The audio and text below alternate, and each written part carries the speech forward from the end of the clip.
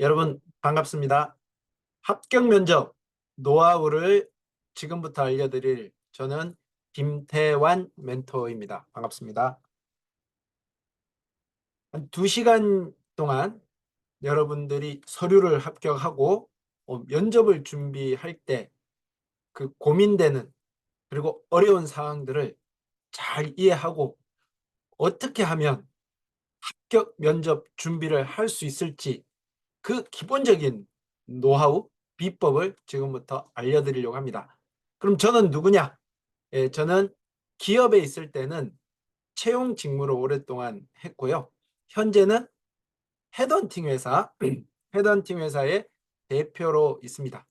즉, 기업의 채용과 관련되어서 오랫동안 경험을 가지고 있고 또 대학에서 취업과 진로 관련된 강의도 진행하는 교수로 재직하고 있습니다. 그래서 저는 기업과 또 피면접자인 여러분들의 양쪽 마음을 다 알고 있는 사람이라고 보시면 될 것 같습니다. 자, 2시간 동안 저를 잘 따라오시면 분명히 합격 면접하는데 도움이 되실 거고요. 꼭 한 번 정도는 지금부터 말씀드리는 이 내용들을 충분히 이해하고 숙지하실 필요가 있습니다. 자, 그러면 지금부터 시작해 볼까요? 자, 여러분 질문 하나 드리겠습니다. A 지원자와 B 지원자 중에 누가 면접에서 합격을 할까요? 자, A 지원자의 서류 점수는 560점입니다. 서류의 점수 내용은 다음과 같고요. B 지원자의 서류 점수는 총 520점입니다. 근데 각각의 점수를 보면 A 지원자보다 활동 자소서 부분은 더 높고 A 지원자는 B 지원자보다 스펙 부분이 좀 더 높습니다. 그리고 A 지원자는 B 지원자보다 전체 평점이 높은데요. 자, 여러분은 A와 B 지원자 중 누가 더 면접에 합격할 가능성이 높을까요? 네, A라고요? B라고요? 네, 정답은 면접을 잘 본 사람이 합격을 합니다. 너무 싱겁나요? 예, 근데 매우 중요한 이야기입니다. 실은 면접에서는 여러분의 스펙을 보지 않습니다. 이미 서류에서 스펙은 결정이 되었거든요. 그러면 면접은 무엇을 보느냐? 바로 여러분이 면접 질문에 답한, 표현한 그 내용들만을 가지고 판단하고 평가를 합니다. 즉, 여러분이 면접에서 어떻게 표현했느냐에 따라서 합격할 수도 있고 불합격할 수도 있습니다. 그래서 가끔 친구가 나보다 스펙이나 활동 이런 부분에서 충분히 나보다 떨어지는데도 나는 면접에서 떨어지고 스펙이 낮은 저 친구가 합격하는 경우들이 있습니다. 종종 있습니다. 그건 뭐냐면 면접에서 기업 담당자들은 여러분의 세세한 것까지 고민하고 싶어 하지 않습니다. 그리고 서류상에 있는 내용들 다 고민하지 않습니다. 그냥 지금 이 상황에서 30분, 50분 안에 그 면접 시간 내에서 여러분이 몸으로, 말로, 표정으로 표현한 것만을 가지고 여러분을 평가하게 된다는 것이죠. 그래서 표현이 정말 중요한데요. 그러면 자, 기업은 어떤 인재하고 일하고 싶어 할까요? 여러분, 이 화면의 3가지를 꼭 기억하셔야 됩니다. 자, 기업은요, 어떤 기업이든 간에 모든 기업은 이 3가지와 일치하는 인재들과 일을 하고 싶어 합니다. 첫 번째는 뭐죠? 네, 성과를 잘 내는 인재죠. 우리 조직의 직무에 관련된 성과 도출을 잘할 것 같은 인재, 즉 역량이 뛰어난 인재를 뽑겠죠. 공감하시죠? 두 번째는 자, 생각을 해보세요. 일만 잘하면 되나요? 아니요. 우리랑 맞아야 되는 거죠. 즉 우리의 가치관, 인재상, 문화, 그리고 조직 안에서의 융화, 이런 것들이 잘 이루어지는 사람과 일을 하고 싶겠죠. 즉 여러분의 태도, 가치관이 중요합니다. 우리 쉽게 이야기하면 케미가 맞는 사람, 매우 중요하죠. 왜?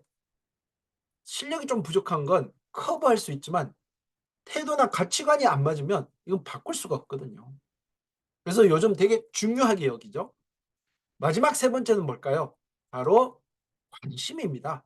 우리 회사와 직무에 얼마나 관심이 있는지가 중요하겠죠. 왜냐하면 일도 잘할 것 같아. 우리 회사랑 잘 맞아. 근데 얘 그냥 한번 내본 거네. 에이, 딴 회사 갈 건데 한번 내봤는데 그냥 어떻게 면접까지 온 애네. 면접 봤는데 얘 우리 회사 합격해도 안 올 것 같아. 그럼 뽑겠어요? 이 세 가지가 면접관이 원하는 것과 일치하면 합격을 하겠죠. 적합하면 합격을 하겠죠. 근데 불합격은 부적합할, 성과나 유형, 관심 부분에서 원하는 표현을 하지 않는다면 부적합이 나옵니다. 근데 불합격에는 한 가지 원인이 더 있습니다. 훨씬 더 많은 학생들이 이 불합격의 원인으로 탈락을 합니다. 부적합이 아니라 불명확이에요. 긴가, 민가, 이런 사람도 떨어뜨립니다. 왜? 한번 뽑아서 써볼까? 이건 아니잖아요. 그래서 기업은 명확하게 분명한 인재를 원한다는 거예요. 그러려면 여러분 합격하려면 어떻게 해야 돼요? 바로 기업의 여러분이 지원한 채용 직무와 조직에 적합한 캐릭터와 일치를 해야 되겠죠. 역량, 태도, 동기. 그걸 어떻게 해야 된다? 논리적으로 진정성 있게 면접관을 설득시켜야 좋은 점수를 받을 수가 있는 겁니다. 이 부분이 너무나 당연하지만 정말 많은 학생들이 이해를 잘 못하고 있어요. 이 기준으로 준비를 못하고 있어요. 그래서 오늘 그 이야기를 해드리려고 하는 거고요. 불합격하는 사람은 반대겠죠. 채용 직무와 조직에 적합한이 아니겠죠.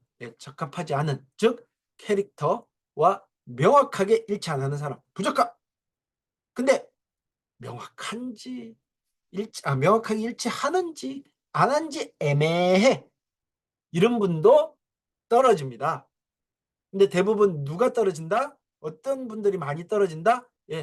정확한지 아닌지 애매한 사람들이 많다는 거예요.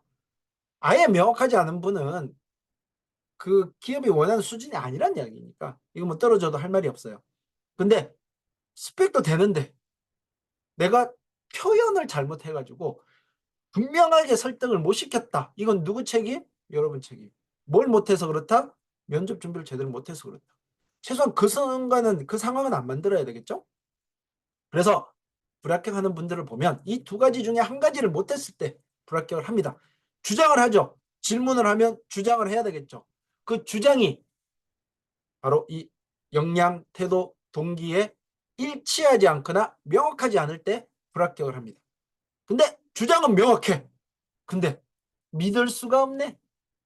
주장을 뒷받침할 만한 근거를 구체적으로 제시하지 못하거나 면접관을 설득할 수 없을 때 우리는 불합격하게 된다는 거예요. 그래서 주장이 명확해야 되고 주장을 뒷받침할 근거를 충분히 제시해야 된다. 이게 합격의 비결. 이걸 못하면 불합격.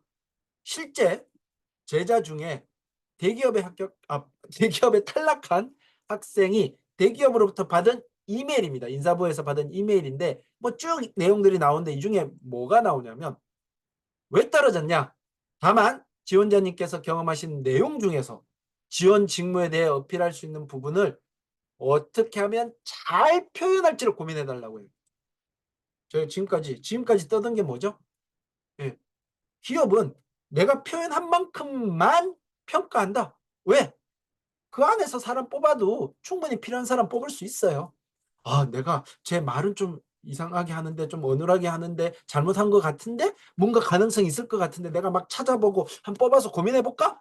이런 고민 절대 안 합니다. 그냥 딱 주어진 시간 안에 만 뽑아도 충분히 좋은 사람들 많이 뽑습니다. 그럼 우리는 어떻게 해야 돼? 잘 표현해야 된다는 거예요.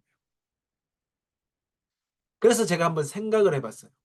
왜 불합격을 할까? 왜 제대로 표현을 잘 못할까? 예, 이 세 가지가 부족하기 때문인데요. 첫 번째는 내가 지원한 직무와 조직에 대해서 충분한 이해를 하고 있지 못하고 있어요. 그 이야기는 뭐냐면 그냥 막연하게, 예를 들면 마케팅이다, 뭐 데이터 분석이다, 뭐 생산 기술이다, 디자인이다 라고 한다 그러면 그냥 막연하게 아는 거고, 또 이 회사의 그 직무, 이 회사의 이 조직에 대한 충분한 이해를 하지를 못하고요. 이걸 충분히 이해 못하면 역량을 이해하지 못해요. 자, 기업은 이 직무에 대해서 관심을 갖고 있고 우리 회사 조직에 대해서 관심을 가지고 있고, 그 다음에 어떤 포부를 가지고 그걸 이루어낼, 포부를 이루어낼 충분한 역량을 가진 사람을 뽑잖아요. 근데 조직과 직무에 대해서 충분히 이해를 못하면 동기도 말을 못하고 본인의 역량이 뭔지도 이야기를 못하고 그걸 제대로 표현할 수가 없어요. 이건 어디서 파악을 해야 되느냐? 자기 분석과 홈페이지 그리고 채용 공고를 통해 가지고 충분히 이해하고 이력서, 자소서, 면접을 준비해야 됩니다. 그 다음 충분히 이해했어. 안타깝게 면접 답변 스킬이 부족해서 자신의 역량을 제대로 표현 못한 거예요. 아까 560점짜리 530점짜리 있었죠. 560점짜리가 본인의 역량을 80%밖에 표현을 못했어요. 근데 530점짜리는 본인의 역량을 100%다 표현했어요. 그러면 면접 점수 누가 더, 예, 기본적으로 역량은 좀 부족해도 본인의 역량을 100%다 발휘한 친구는 합격할 가능성이 높다는 거예요. 이게 바로 면접 스킬, 지금부터 말씀드릴 내용이라는 겁니다. 그래서 이걸 못하면 어떻게 되냐면 면접관 입장에서 무슨 말을 하는지 의미가 잘 이해가 안 돼요. 그리고 내 질문하고 무관한 답변들을 하게 돼요. 그리고 진정성이 없어요. 왜? 말을 만들어 오거든. 그러니까 진정성이 없으니까 억지 답변으로 느껴지는 거예요. 그럼 뭐가 안 될까요? 공감이 안 돼요. 공감이 안 되면 설득이 안 되고, 설득이 안 되면 점수 안 준다는 거지. 물론 이해와 역량도 중요하지만, 예, 기본적으로는 그 회사 수준에 맞는, 예, 스펙, 경험, 역량은 갖춰야 되겠죠. 근데 갖추기만 한다고 취업이 되는 게 아니다. 왜? 예, 답변을 잘해야 된다. 그러면 어떻게 하면 답변을 잘할 수 있을까? 세 가지 기준을 한번 보겠습니다. 자, 첫 번째는 모든 채용, 공무원, 공기업, 그다음에 뭐 사기업, 뭐 그다음에 모든 기업들의 일반적인 공통적인 채용 기준 세 가지가 있습니다. 이걸 충분히 이해하셔야 되고요. 그다음 면접 보러 오세요라고 연락을 받고 그 면접할 때까지 그 기간 동안 어떤 프로세스로 무엇을 준비해야 될지를 말씀드리고요. 그 다음에 두 번째 영상에서는 핵심 질문들, 아주 기본되는 질문들을 어떻게 답을 해야 되는지에 대한 내용을 말씀드리겠습니다. 자, 모든 채용의 기준, 역량 세 가지입니다. 자, 기업의 채용 기준은 명확합니다. 저는 사기업에서도 채용을 했고, 그 다음에 공기업이나 그 공무원 면접위원도 참여를 했고, 많은 학생들을 인턴으로 채용도 해보고, 많은 경력자들을 이직도 시켜봤죠. 그래서 보면 기업은요, 직무와 조직이요. 두 가지 분명하게 기억하십시오. 기업은 그 여러분이 지원한 그 회사의 직무, 그 다음에 그 직무에서 일할 그 조직, 예, 이 직무와 조직에 잘 적응하고 적합한 역량을 가진 인재를 원한다. 즉 기준이 매트릭스 구조입니다. 첫 번째 뭐죠? 직무와 조직. 직무와 조직에 잘 적응하고 적합한이 뭐죠? 역량도 가지고 태도도 우리랑 맞고 관심도 있는, 네, 뭐에? 직무와 조직이에요. 직무와 조직에 맞는 역량, 직무와 조직에 맞는 태도, 직무와 조직에 맞는 관심을 가진 right person을 뽑는다. 부족해도 안 되고 너무 뛰어나도 안 뽑는다. 그래서 여러분 실은 준비 많이 해야 되는 거예요. 그러면 자, 역량이 뭐냐? 역량. 예, 역량은 신입사원을 뽑을 때도 기준이 되고 이력서 자소서 면접에도 다 기준이 되고요. 실제 기업에 들어가서도 교육의 직원 교육의 기본이 됩니다. 그럼 역량은 뭐냐? 내가 지원한 그 직무 있죠. 내가 들어가서 해야 될 그 직무를 더 잘해낼 수 있는 개인의 능력이에요. 그럼 능력이 더 큰 의미겠죠.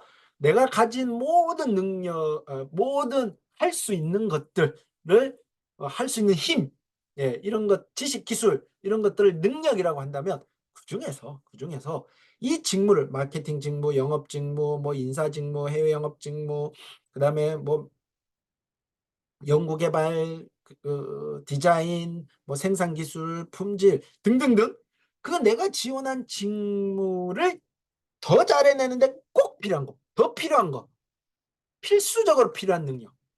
그걸 우리가 띄어내서 그 직무에 필요한 역량이라고 이야기하는 거예요. 이해하셨죠? 그래서 여러분 자소서 면접에서 내 장점을 이야기하는 게 아니에요. 제발. 자기를 소개하는 게 아니에요. 그 직무와 조직에 적합한, 더 적합한 내가 가진 능력을 이야기하는 거예요. 이게 중요한 거예요. 이게 차이인 거예요. 그걸 우리가 뭐라고 한다? 역량이에요. 그래서 역량은 이런 의미가 포함이 되는 거예요. 내가 어떤 직무를 수행하려면 직무 목표를 세우죠. 그 직무 목표를 100% 달성하는 것을 우리가 성과라고 합니다. 기업은 성과를 낼 사람을 뽑는 거예요. 그냥 열심히 해서 뭔가 결과물이 나오는 게 아니라 목표 대비 성과를 내는 사람을 뽑는 거예요. 그걸 하기 위해서, 그 성과를 내기 위해서, 결과를 내는 게 아닙니다. 성과를 내기 위해서 필요한 지식, 기술, 태도, 재능, 적성들이 있을 거 아니에요. 예. 그러니까 내가 가진 것들 중에서 내가 말하고 싶은 걸 말하는 게 아니라 내가 가진 것들 중에서 그 직무, 조직 내에서 그 직무를 수행하는데 꼭 필요한 것, 그거 일치하는 것들을 뽑아서 그걸 여러분이 면접에서 이야기해야 된다. 그게 뭐다? 역량이다. 그리고 어떤 결과를 낸 게 아니라 목표를 세우고 목표 대비 결과를 낸 성과를 여러분들은 도출하는 그런 능력을 이야기해야 된다. 그래서 기업은 세 가지를 이야기합니다. 첫 번째 기본 역량입니다. 태도, 인성, 자세 이런 거죠. 예, 적극적이고 능동적인 태도. 지금 보시는 여러분들 딱 보면 나오는 것들이죠. 예, 일단 기본이 안 돼 있는 사람 안 뽑습니다. 특히 요즘 같은 수시 채용의 시대에는 인성이 매우 중요하고요. 1차 면접의 70%가 인성이고 2차 면접은 100% 인성입니다. 예. 그래서 이거를 여러분 이런 다 가질 수는 없죠. 우리가 뭐 슈퍼 히어로도 아니잖아요. 그 중에서 내가 진짜 열정이면 열정, 도전이면 도전, 끈기면 끈기, 성실하면 성실함을 잘 표현할 수 있도록 준비해야 되는. 그다음 직무죠. 자, 첫 번째는 직무에 대한 관심입니다. 그 회사 조직에 대한 관심과 직무에 대한 관심이 얼마나 있는지, 그리고 여러분 직업관을 가지세요. 나는 어떤 마케터인가? 나는 어떤 연구개발자인가? 나는 어떤 영업자인가? 그 직업에 대한 직업관이 있어야죠. 뭘 중요하게 여기고 뭘 가치로 여깁니까? 그게 있어야 지원 동기도 나오는 거고 포부도 나오는 거고 회사 선택 기준도 나오는 거예요. 그러면 어떻게 관심 가졌고 그래서 뭘 했는데요 지금까지. 그 관심을 표현할 수 있는 것들을 정리하셔야죠. 그 다음 아까 이야기한 지식기술 성과물을 이야기하실 수 있어요. 직무 역량. 그냥 자랑거리 아니에요. 직무를 수행하는데 꼭 필요한 자랑거리예요. 그 다음 우린 천재가 아닙니다. 10만 명을 먹여 살리는 천재가 아닙니다. 그럼 뭐예요? 조직 내에서 일 잘해야죠. 일 잘하는 사람 안 뽑습니다. 함께 일 잘하는 사람을 뽑습니다. 그래서 조직 생활을 잘하고 잘 적응하는 그런 사람을 뽑습니다. 이 세 가지 기본 인성이죠. 직무, 조직, 역량. 이 핵심되는 역량들을 확인하는 게 면접이에요. 이해하시죠? 조직과 직무에 필요한 이 세 가지 기본 직무, 조직 역량을 확인하는 게 면접입니다. 제가 왜 긴 시간 동안 이걸 떠들었을까요? 이게 이해가 안 되면 지금부터 말씀드린 준비는 크게 의미가 없어요. 원리를 이해해야 돼. 기본을 이해해야 돼. 그래서 이걸 충분히 이해하셨다면 이제 지금부터 어떻게 면접 준비를 하는지를 알아보도록 하겠습니다. 어, 어떤 학생은 내가 이걸 듣고 있어야 되나? 라는 생각을 하실 수도 있어요. 근데 제가 정말 30년 가까이를 20년 동안은 기업에서 10년은 또 헤드헌팅에서 대표로 그다음에 학교에서 학생들을 가리키면서 정말 그 느낀 거 여러분이 부족하다고 생각하는 거 야 최소한 요거는 준비해 가야 되는데 이것도 모르나?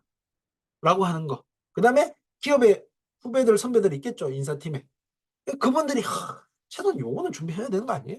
예, 이런 것들을 집대성 해놓은 거예요. 예, 그래서 꼭 보시고 준비해 주시기 바랍니다.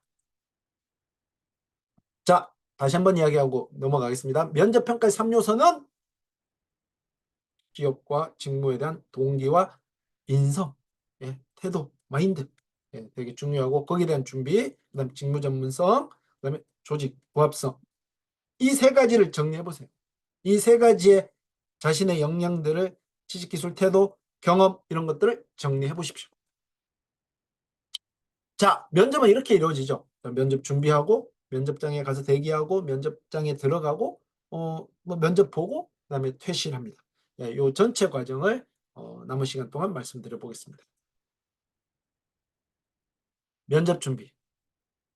자, 내가 지원한 여러분이 지원한 그 기업 그다음에 부서의 직무를 충분히 분석하고 이해를 해야 됩니다. 이해를. 보통 면접 코칭을 하다 보면 거의 80%가 이걸 다 놓쳐요. 근데 이걸 제대로 파악을 안 하면요. 면접 답변이 다 산으로 가요. 예. 제대로 된 답변을 만들 수가 없어요. 그래서 여러분은 뭘 해야 되느냐? 일단 채용 공고. 채용 공고에 나오는 자격 요건, 우대사항, 하는 일을 충분히 이해하십시오. 그리고 홈페이지에 있는 직무 소개, 그 다음에 기업 소개, 충분히 이해해서 이 회사의 강점과 그 다음에 이 직무가 하는 일, 그 다음에 환경, 직무의 환경, 그리고 요구하는 그런 요구 역량 이런 것들을 충분히 이해하시고 이게 이해가 안 되면 답변은 별로 의미가 없습니다. 근데 이걸 제대로 못 하더라고요. 제가 면접 코칭하면서 채용 공고를 띄워놓고 거기에 준해 가지고 이야기를 합니다. 이력서, 자소서, 면접. 그걸 그냥 허투루 보는 거예요. 기업은 그 기준으로 뽑겠다는 거잖아요. 이해가 안 되면 찾아보고 물어보세요. 그 내용 자체가 그 짧게 쓴 몇 줄을 이렇게 써놨구나가 아니라 그 내용을 이해해야 돼요. 그 내용을 분석을 해야 돼요. 그 다음에 산업, 기업, 직무, 부서에 대한 이해를 해야 뭘 만들죠? 지원 동기나 포부, 뭐 관심 있었다는 걸 이야기할 수도 있겠죠.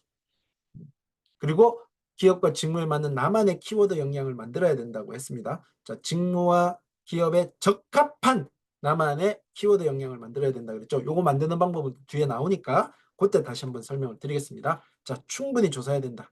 이건 저만 하는 이야기가 아니에요. 인사 담당자는 저한테 이야기합니다. 대표님, 교수님, 진짜 어떤 때는요. 질문하면 저 홈페이지만 봐도 조금만 검색을 해도 조금만 신경 써도 알만한 내용들인데 답변을 못하거나 그런 것들을 질문을 하고 있습니다.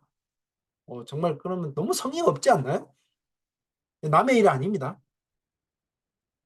그 다음 나만의 키워드 역량 만들기 너무 중요해요. 아까 뭐라고 했죠? 자, 채용 공고가 떴어요. 직무가 내가 관심 있는 직무가 있어요. 그러면 그 기업에 대한 조사, 그다음에 그 직무하는 일을 충분히 파악한다. 그러면 이제 직무가 무슨 일을 하는 거고 어떤 환경에서 일하는 거고 어떤 성과를 내야 되는지 충분히 이해를 했어요. 그럼 뭘 요구하는지도 이해했어요. 그러면 이제 그 직무가 요구하는 역량들 정리를 해보세요. 뭐 예를 들면 전공 능력, 뭐 그다음에 뭐 분석력, 예를 들어서 뭐 책임감, 그다음에 뭐 통찰력, 뭐 꼼꼼함, 뭐 이런 게 있다고 칩시다. 그럼 이 다섯 가지잖아요. 그러면 이 다섯 가지가 필요하겠구나. 그러면 그다음에 뭐요? 이제 그 중에서 내가 가진 거를 한번 찾아보세요. 이 다섯 가지 중에 난 뭘 가지고 있을까? 최소 세 가지. 세 가지 이상은 괜찮아요. 최소 세 가지의 그 직무가 요구하는 역량을 정리한 다음에 그중에 내가 가진 세 가지를 우선순위 세 가지 또는 네 가지, 다섯 가지를 정리를 합니다. 그걸 이제 역량 키워드라고. 예를 들면 난 전공 능력이 뛰어나. 그 다음에 특히 이런 지식이 뛰어나. 분석력이 뛰어나. 그 다음에 뭘 해도 끈기가 있어. 이걸 키워드로 잡았어요. 그 다음 각각이 됐죠. 분석력이 뭐죠?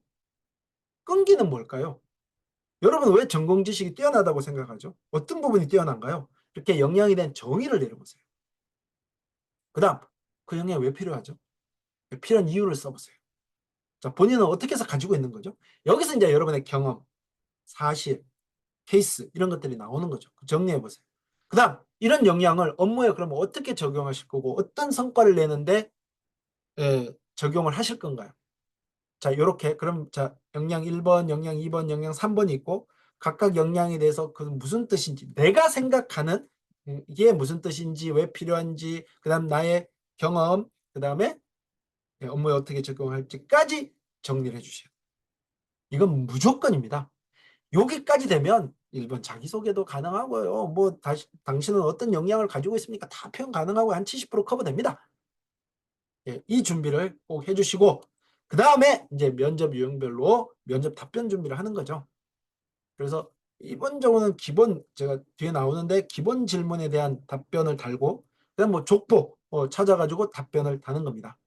그다음 그 각각에 대해서 질문을 정리하고 최소한으로 정리하고 그다음 각각의 스크립트 만들고 그걸로 이제 모의 면접을 한번 봐보거나 뭐 면접 코칭을 받으시면 좋겠죠. 왜냐하면 여러분이 생각하는 거랑 또 면접관들은 최소한 40대잖아요. 30대 후반에서 40대, 50대들이거든요. 그분들 사고에서 생각하는 거는 전혀 다를 수가 있습니다. 그런 것들을 고려해서 모의 면접이나 면접 코칭을 받아보시는 것도 좋습니다.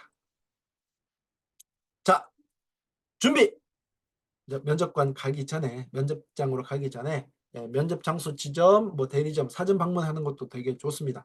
예전에 은행에 지원한 학생은 실제 은행 창구에 가서 번호표 뽑고 앉아가지고 언니 저 이번에 면접을 보는데 혹시 저 이런 질문에 답변을 한 5분 내에 해주실 수 있나요? 뭐 이렇게 열심히 준비한 친구도 있습니다. 그래서 혹시나 대리점이나 지점들이 있는 면접 그런 것들을 알아야 되는 면접, 또 파악이 가능한 면접은 무조건 가서 현장 파악하셔야 됩니다. 그리고 할 수 있다면 업계나 직무 현직 담당자에 대한 인터뷰나 간담회, 뭐 유튜브, 방문 이런 것들을 파악해서 뭘 파악하는 거죠? 직무에 대해서는 충분한 이해, 직무에서 필요한 역량, 이런 것들을 충분히 파악하시면 됩니다. 이런 노력이 필요하고요. 그다음 면접을 어떻게 보는지 방법은 어떻게 하는지 이런 것도 꼭 미리 알고 가야죠. 모르고 가면 불안하죠. 복장 그거는 주어진 복장 안에서 하시면 되고요. 아무 말 없으면 정장 입고 하는 거예요.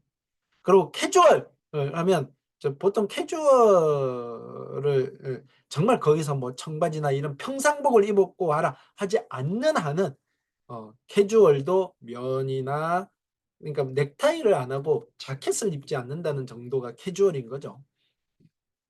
자, 그다음에 회사가 요청한 준비물 꼭 가져가시고요. 지각하면 끝이에요.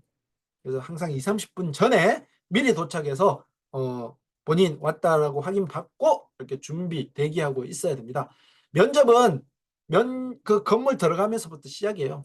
여러분 정말 이런 상황이 있었어요. 내가 그 층에 갔는데 그냥 뻔히 쳐다보고 지나간 사람이 면접관으로 들어와요. 인사 담당자일 수 있어요. 그래서 들어가면서부터 인사하고 미소 지으세요. 그게 당락을 좌우할 상황도 저 봤어요. 그다음 휴대폰 이런 거 사용하지 말고 딱 도착하면 딱 끄고 그다음 멍 때리고 대기하지 말고 좀 진짜 뭐라도 하나를 보는 것처럼 최선을 다하는 그런 모습을 보여주시기 바랍니다.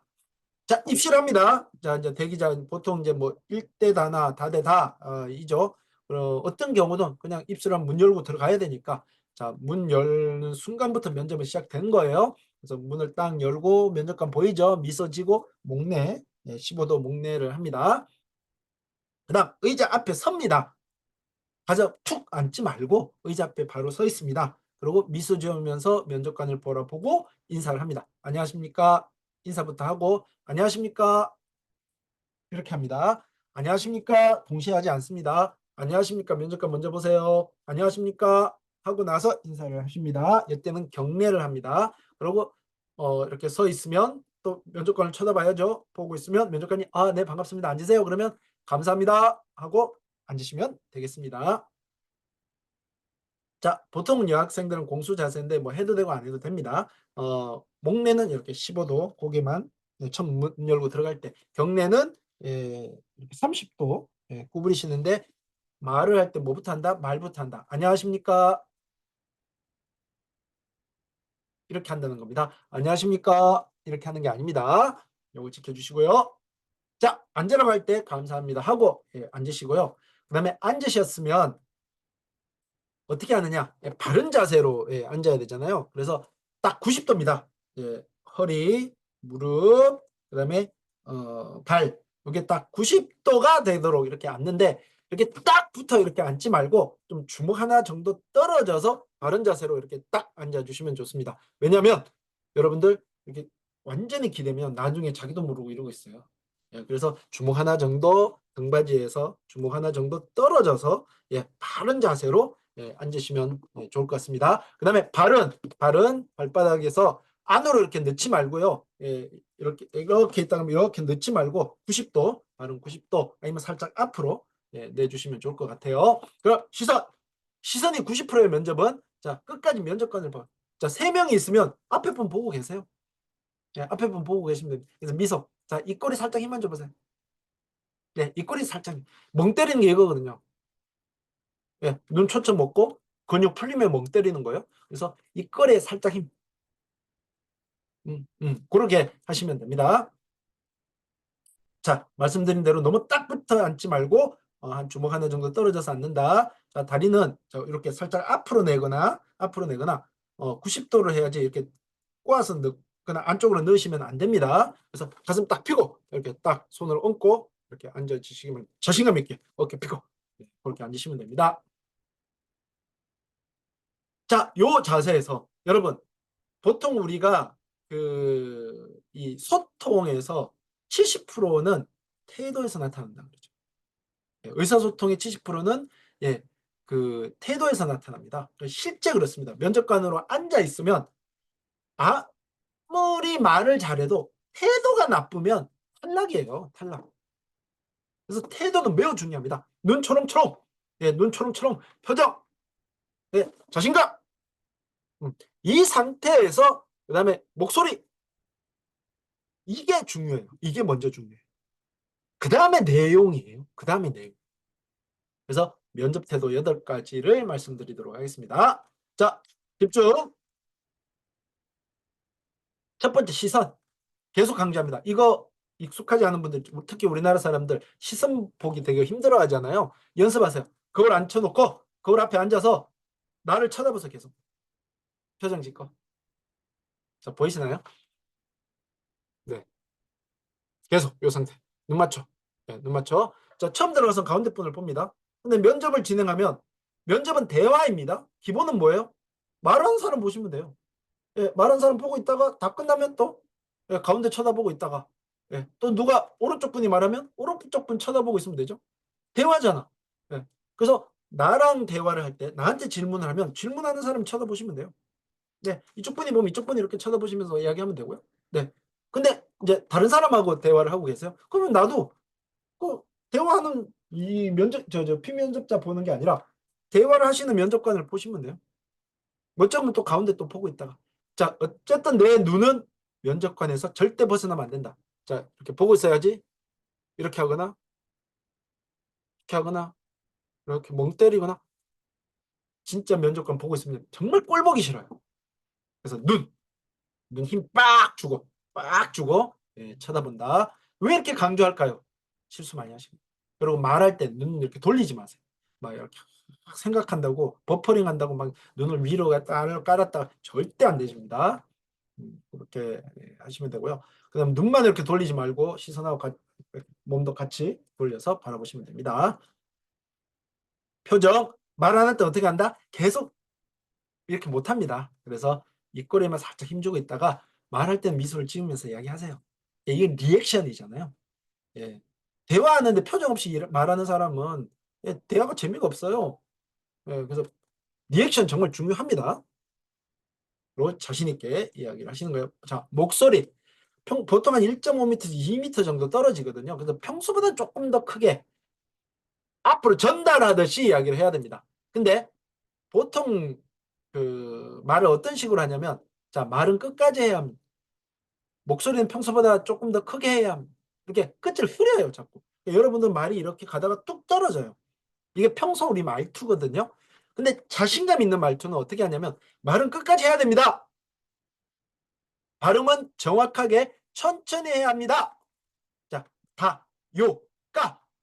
마지막 마침표까지를 끝까지 내뱉으세요. 이렇게 하는 거예요. 끝까지 내뱉으세요. 이게 아닙니다. 이건 우리 평소 말투예요. 그래서 끝까지 내뱉어야 된다. 끝까지 내뱉어야 된다. 낸다. 이렇게 살짝 올리거나 똑같이 같은 톤에서 끝을 내줘야 됩니다. 네, 이렇게 하는 겁니다. 그럼 또박또박. 마음 급한 분들 있죠. 성격 급한 분들 있죠. 이게 안 고쳐지거든요. 그럼 어떻게 하냐면 문장과 문장 사이를 끊어보세요. 자, 목소리는 평소보다는 조금 더 크게 해야 합니다. 이렇게 잠깐 쉬고 말은 끝까지 해야 합니다. 발음은 이러면 전체적으로 좀 천천히 가는 느낌이 들어요. 예, 그렇게 하시면 될 것 같고, 그다음에 말투. 절대 부정적인 표현을 하지 않습니다. 실제 심리학에서 이 뇌는 긍정과 부정을 구분하지 못한다고 합니다. 그래서 그리고 긍정보다 부정을 더 각인이 된다고 합니다. 그래서 여러분이 사용하는 부정적인 표현이 감점 요인으로 작용한다고 합니다. 그래서 절대 부정적인 표현을 하면 안 되고 자신감 있게 끝말 살짝 올리고 그다음에 했는데요, 그런데요 하지 말고 다 까채 아시죠? 했습니다. 그렇습니까? 이렇게 하는 겁니다. 근데 이거를 내가 평소에 연습을 그렇게 하는 거예요. 그렇게 하는 겁니다. 하다가 뭐 중간에 툭 요가 나오는 건 괜찮아. 평소 스크립트를 그렇게 준비하라는 겁니다. 닭가채 중간에 요가 나오는 건 괜찮다. 자, 아직은 제가 많이 부족하지만, 신입이라서 부족하지만, 대부분 여러분 이런 말을 왜 하죠? 겸손으로 표현하는 거잖아. 겸손 아닙니다. 그냥 부정적인 거야. 그냥 부족한 거예요. 아, 쟤 부족하구나. 부족한 애를 왜 뽑아야 되지? 이렇게 뇌는 생각하게 돼 있어요. 그래서 뭐 한 번 정도 정말 죄송합니다. 이렇게 할 수는 있지만 계속 모르면 죄송합니다. 죄송합니다. 죄송합니다. 잘은 모르지만 이런 표현 절대 하시면 안 됩니다. 그리고 이런 표현 있죠. 이게 이제 영어식 표현인데 like that, like that. 뭐뭐일 거라고 생각합니다. 뭐뭐 하도록 노력해 보겠습니다. 뭐뭐일 것 같습니다. 아닙니다. 뭐뭐입니다. 하겠습니다. 합니다. 맞습니다. 이게 자신감 있는 표현이죠. 자, 그다음 면접 질문. 우리가 보통 여러분들 경청 되게 잘한다고 이야기하잖아요. 경청의 기본은 뭐예요? 들어주는 거잖아요. 근데 면접관이 자, 취미가 뭐죠? 저 취미는요. 자, 성격의 장점을 한번 이야기해 보실까요? 저 장점은요. 그냥 면접관이 장점이 뭘까? 요가 끝나기 무섭게 제 장점은요. 이건 경청이 안 되는 사람이잖아요. 최소한 말이 다 끝나고 약간의 여운이 있는 다음에 말을 하셔야죠. 그래서 그게 이제 2초의 법칙인데 꼭 하나, 둘 할 필요는 없고 질문에 답변해 주시겠어요? 이런 식으로 한 템포만 쉬어주시면 좋습니다. 왜 좋으냐? 진지하고 차분한 느낌 들어요, 실제. 그리고 경청하는 자세가 느껴집니다. 특히 여러분 평소에 질문할 때는 괜찮은데 꼬리 질문 하면 이제 열받죠. 긴장하게 되죠. 그러면 또 말이 끝나기 무섭게 나옵니다. 그래서 그거를 조금 조심해 주셔야 됩니다. 자, 급한 성격보다는 차분한 성격이 낫잖아요. 답변 시간. 물론 답변에 따라서 1분이 걸릴 수도 있어요. 뭐 좀 더 걸릴 수도 있어요. 근데 제가 왜 30초의 룰을 만들어 주냐면 평소에 스크립트를 만들 때 내 답변의 속도에 맞춰서 3, 40초 분량으로 일단은 답변을 만들어라 이런 이야기입니다. 자, 왜냐하면 인간의 뇌에는 단기 기억이 25초입니다. 즉 25초가 지나기 시작하면 앞의 내용이 기억이 잘 안 난다고 합니다. 그래서 보통 우리가 1분 자기소개 이야기를 하죠. 그래서 보통 우리 기억이 25초부터는 앞에 기억이 스물스물 사라지기 시작하면서 1분이 지나면은 지루해진다고 합니다. 그래서 최대 1분이고요. 보통 30초에서 40초 정도에서 답변을 해주는 것이 좋습니다. 이해하시죠? 그래서 만약에 내가 답변을 해야 되는데, 자, 예를 들면 가장 도전적인 경험이 뭔지를 이야기해 주시고 어떤 성과를 냈는지 한번 이야기해 보시겠습니까? 그러면 한 2분, 3분이 걸릴 것 같아. 그러면 40초나 1분으로 끊으세요. 그러면 답변이 몇 개가 나오죠? 두세 개가 나오겠죠. 그럼 어떻게 하는 거? 첫 번째 답변은 전체 개요를 먼저 기승전결을 먼저 이야기하고, 또 거기서 질문 나오면 답하고, 또 질문 나오면 답하면 돼. 그걸 한꺼번에 다 이야기하려니까 2분, 3분이 걸리는 거야. 아무리 좋은 답변도 길면 꽝. 자, 이런 식으로 하려면 두 가지식으로 해야 됩니다. 왜? 기업은요, 철저히 보고식 문화예요. 기업의 언어는 보고식이에요. 보고는 결론부터 이야기합니다. 그 다음에 설명을 합니다. 우리는 그걸 두갈식이라고 이야기하죠. 두갈식으로 답변을 하셔야 되고요. 그 다음 한 번에 배경, 과정, 결론, 적용까지 다 이야기하려고 하지 말고 일단 전체 대강을 먼저 이야기하는 겁니다. 그리고 면접관이 궁금하게 만들면 되죠. 자, 예를 들면 뭐 배경, 과정, 결론에서 전체 개요만 이야기했어. 그랬더니 과정이 궁금해. 그럼 그것을 물어볼 거예요. 예, 그런 마음가짐으로 준비하라는 거예요. 예. 그 다음에 짧은 문장을 이용해서 핵심이 된 이야기 위주로. 예. 그래서 여러분 정말 제발 길게 이야기하면 절대 안 됩니다. 그래서 스크립트 만들어 보는 거예요. 그리고 30초가 넘는 건 나눠서 이야기하면 되죠. 나눠서 이야기한다고 기 이야기하고 승 이야기하고 전 이야기하고 결 이야기하고 아니라 일단 기승전결을 30초로 먼저 이야기하고 또 거기서 세부적인 이야기는 또 따로 이야기하면 되잖아요. 이게 되게 중요한 답변의 능력이에요. 자, 한번 볼까요? 보통 답변은 두 가지 질문을 합니다. 역량이나 경험을 물어보는 답변, 그다음에 내 생각, 사고, 의견을 물어보는 답변이 있겠죠. 자, 그러면 결론 먼저 이야기하죠. 자, 역량, 경험에 대해서 자, 본인이 이 직무에 적합하다고 생각하는 역량을 한번 이야기해 보세요. 그럼 제 역량은 뭐뭐입니다. 저는 이렇게 이렇게 해서 갖췄고 업무에 이렇게 적용하겠습니다. 이렇게 이야기할 수 있겠죠. 그다음 생각, 거기에 대해서 어떻게 생각하십니까? 제 생각은 이렇습니다. 저는 왜냐하면 이렇게 때문입니다. 그래서 뭐 또 그런 것들을 업무에 이렇게 반영하고 싶습니다. 뭐 이렇게 이야기할 수 있겠죠. 이게 답변 구조법입니다. 자, 그러면 답변을 이야기할 때 질문에 따라서 상황에 따라서는 결론, 근거, 적용을 다 이야기할 수도 있고요. 결론과 적용만 이야기할 수도 있고 결론만 이야기할 수도 있고 근거만 이야기할 수도 있습니다. 왜냐면 질문을 따로 할 수도 있으니까. 그럼 질문 상황에 맞춰서 답변을 하되 어쨌든 결론, 근거, 적용을 다 이야기하더라도 최대한 4, 50초는 넘기지 마라. 라는 게 이제 제가 하고 싶은 이야기입니다.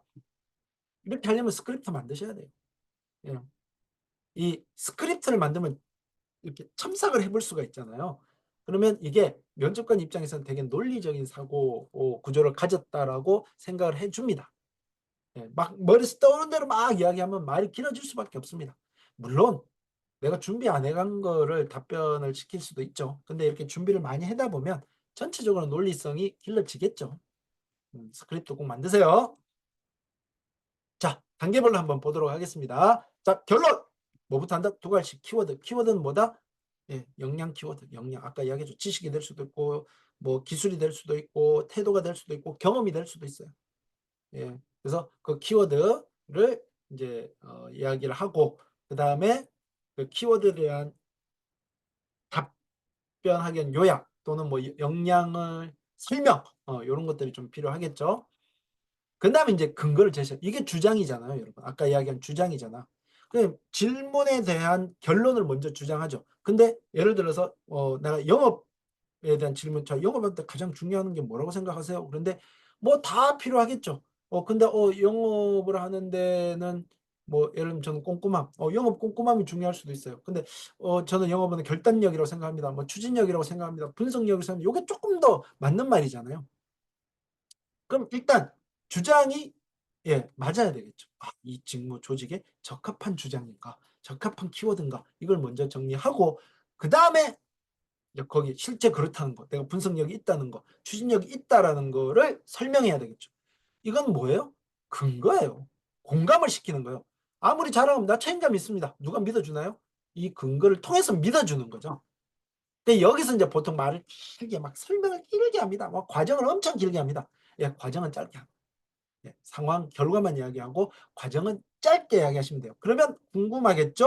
이 과정에 대해서 또 물어볼 겁니다. 그럼 또 대답하면 돼. 그렇게 준비를 하시면 되고요. 적용. 예, 이런 역량을 가졌는데 이 역량을 업무에 어떻게 적용할지를 이야기하시면 됩니다. 보통은 결론만 이야기하는 경우, 그다음에 결론과 근거만 이야기하는 경우가 대부분이고 거기에 이제 시간이 되면 적용까지 이야기해 볼 수도 있겠죠. 자, 예를 보겠습니다. 취미가 뭔가요? 결론. 제 취미는 꾸준한 독서입니다. 꾸준한 독서가 무슨 말이지? 어릴 때부터 지금까지 매달 2권 이상의 책을 읽기로 한 저의 약속을 꾸준히 지키고 있습니다. 아, 그게 꾸준한 독서구나. 자, 키워드 설명. 그다음 근거 대봐. 그럼 네, 저는요. 평소에 이동 중에도 책을 가지고 다니면서 짜투리 시간을 활용해서 다양한 종류의 책을 읽고 있습니다. 앞으로도 저의 독서와 꾸준한 자기계발 습관을 통해서 이 업무를 수행하는 데 필요한 역량을 길러 조직생활 업무 수행에 부족함이 없도록 최선을 다하겠습니다. 이렇게 한 3, 40조 이야기하는 거예요. 근데 보통은 이제 보통 근거 이야기할 때는 뭐 그중에 가장 기억에 남는 이거 정리만 해놓으면 되죠. 그럼 면접관이 묻겠죠. 아, 그래요? 그러면 뭐 가장 기억에 남는 책이 있나요? 저에게 추천해주고 싶은 책이 있나요? 이런 거 이제 물어볼 수 있겠죠. 그럼 다음 답변에 해도 된다는 이야기예요. 네, 이런 식으로 답변 준비는 다 해놓고 필요에 맞춰가지고 선택적으로 답변을 해라! 라는 겁니다. 자, 역량 재정의가 뭐냐면 여러분들 책임감, 분석력, 도전정신, 뭐 의사소통, 예, 뭐 갈등 해결, 예, 뭐 끈기, 뭐 이런 것들을 이제 우리가 역량이라고 이야기하잖아요. 근데 제가 막상 물어보면 소통이 뭐예요? 경청이 뭐예요? 분석력은 뭐예요? 책임감이 뭐죠? 이렇게 물어보면 답변을 잘 못해요. 그 본인이 장점이라고 이야기해놓고는 답변을 못해요. 그건 뭐냐면 내가 정리를 안 해본 거예요. 첫 번째, 사전적 의미라도 제대로 이해해야죠. 두 번째, 그걸 자기 걸로 다시 변환시켜 보세요. 이걸 역량의 재정이라고 합니다. 그 역량, 그 단어를 자신만의 방식, 의미로 새롭게 표현하는 것을 역량의 재정이라고 합니다. 이렇게 역량의 재정의를 잘하는 사람들은 그 역량이 이미 내재화되어 있고 체득화되어 있거든요.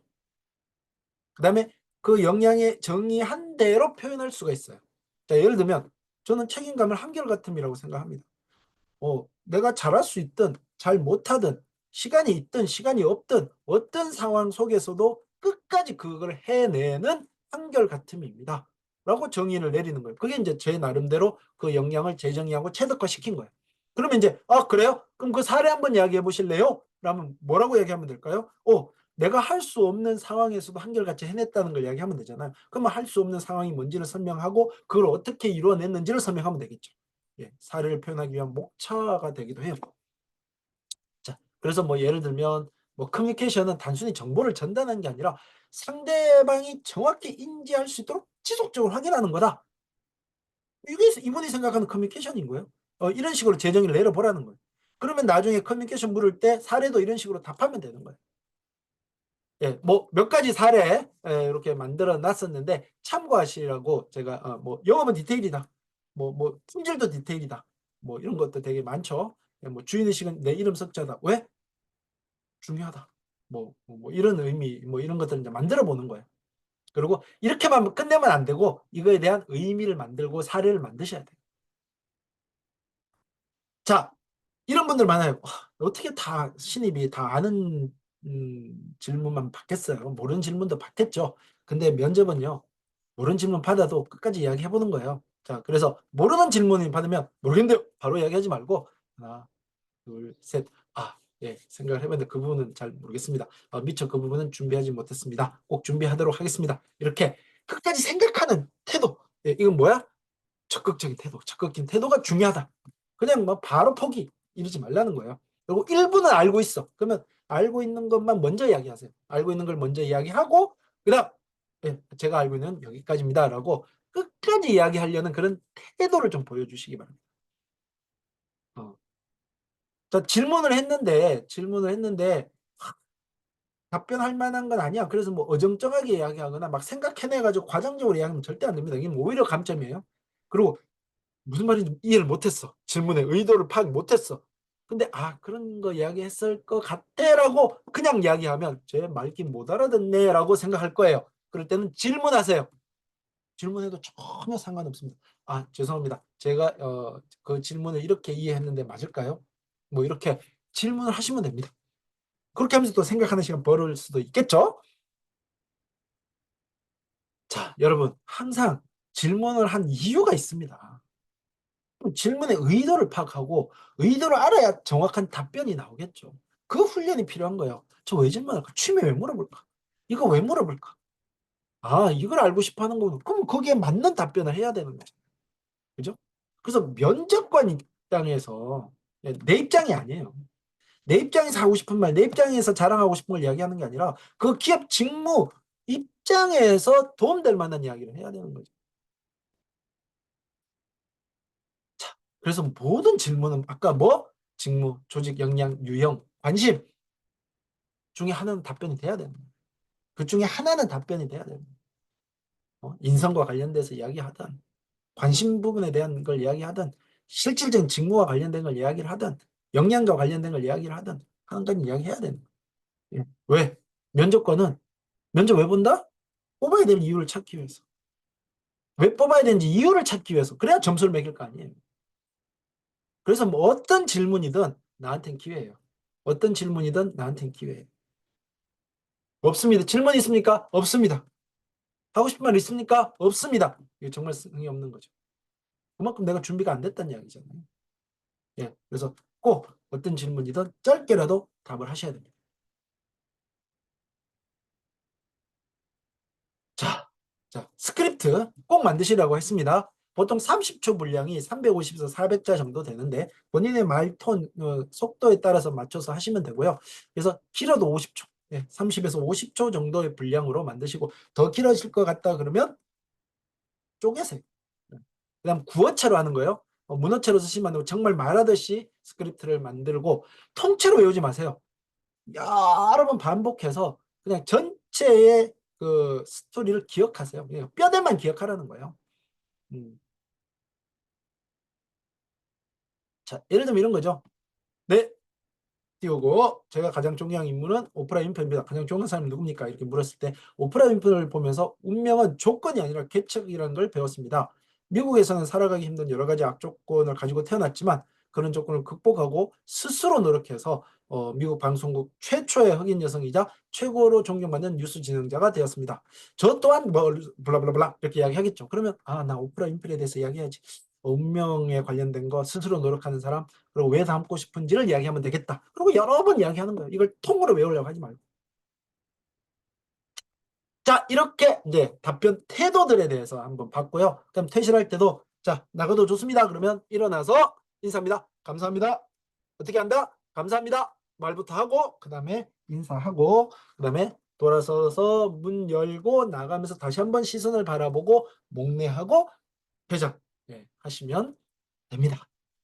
자, 지금까지 여러분들은 이제 면접에서 가장 중요한 기준, 역량 세 가지에 대해서 알아봤습니다. 기본 역량, 인성 태도, 그다음에 직무 역량, 그다음에 조직 역량. 이 세 가지가 일단 제일 중요하다. 뭐 직무와 조직에 제일 중요하다고. 그럼 이걸 이 적합성을 본다라고 말씀드렸고, 그다음에 준비 방법, 태도에 대한 말씀을 드렸습니다.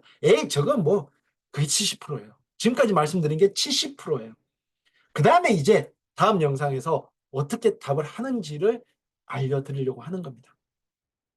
그래서 이 첫 번째 영상도 여러분들 허투루 보지 마시고 꼭 기억하고 준비 꼭 해 주시고요. 두 번째 영상에서 실질적으로 이제 꼭 필요한 핵심되는 질문에 대한 답변 방법을 알려드리도록 하겠습니다. 두 번째 영상에서 뵙겠습니다.